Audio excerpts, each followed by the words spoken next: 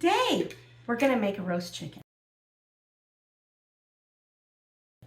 Now, I really don't want anybody to be afraid of the roast chicken.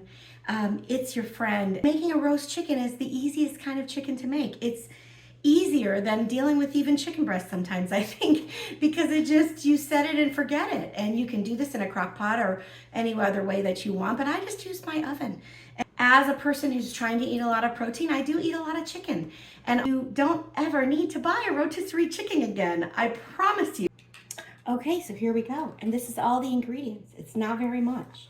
And I didn't even, put anything fancy in the pan. You can, of course you can roast vegetables in here, and it's so awesome. And if you put garlic and you put celery and you put carrots and you put potatoes and you put all kinds of lovely things in here, it's gonna make it better. It's definitely gonna make it better. And I have a million ways to make it, but this is like, you just want to roast a chicken for the week. It's Sunday, you have 10 minutes. You just want to roast your chicken. Just what you have in your pantry. And it's so good, I promise.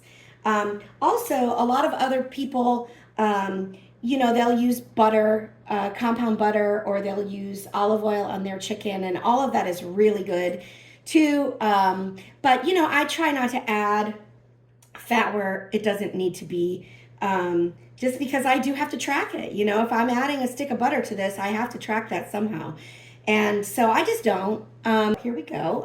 I've got this whole chicken.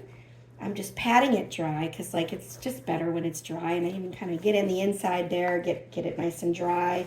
This one's still a little very cold chicken. It's really important too, because I know all the cooking people say this, right?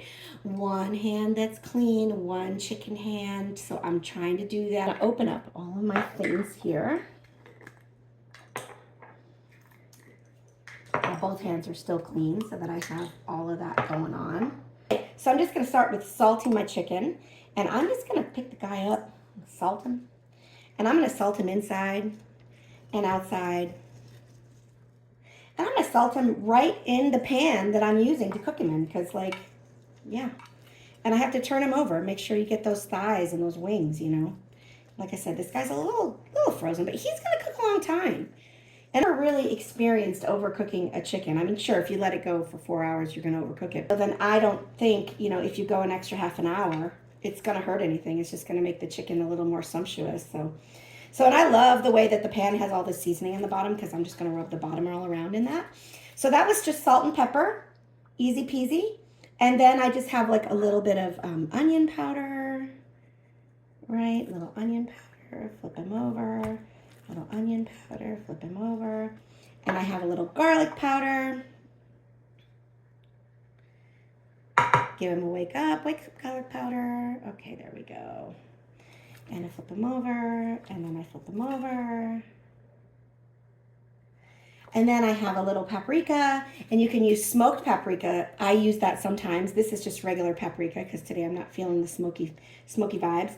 But smoked paprika is amazing. It's so good, and it's really good, and it kind of gives you that kind of barbecue feeling. And then finally, I like to use herbs de Provence on my chicken, and I just put it all over like this.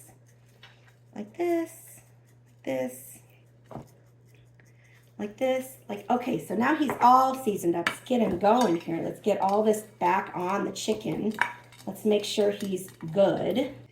Okay, so I do like to tie up my chicken legs a little bit, because I just think it's nice that way it all kind of holds together. I know there's a fancier way to truss a chicken, a more proper way, but I'm really good like this. If it's all tight together and the wings are tucked underneath, I'm totally good.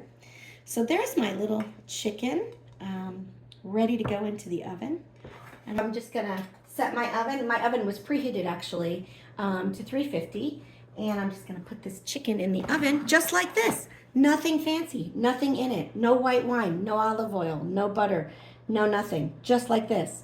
And we're just gonna put it in the oven. There you go.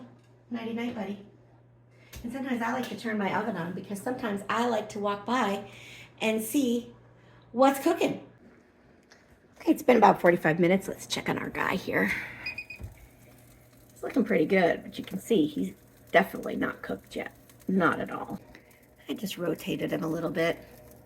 Sometimes the back of the oven is hotter than the front of the oven and vice versa. Okay, so I went ahead and put a little blanket on him. He was getting nice and roasty and dark, but I don't want him to get much darker, but he needs to cook a little while longer. So all I did was just drape a little foil over the top, and that'll stop him from getting too brown and allow him to cook as long as it needs to. Okay, I took him out of the oven. Okay, look at that. And see, look at all that. I didn't even put any oil in the pan. I didn't even put any fat in the pan. Nothing. Okay, so we're just gonna put it right in here, kind of down into that thigh. I just think that definitely the best thing is to take its temperature. And you want at least 165. And that's even a little higher. But don't worry, this chicken is not going to be dry. Nothing like that. So, okay, pull this guy out. Now I'm going to cover him up. He's done. That took an hour and a half. That's all it took, 90 minutes. And I'm going to let him rest and have a very good rest. I like at least 15 minutes. Oh my gosh. Will you look at this? Will you look at it? Oh my goodness. So good. So easy. And so fresh. And you know exactly what is in this. Nothing you don't want and everything you do want. And never buy a rotisserie chicken again.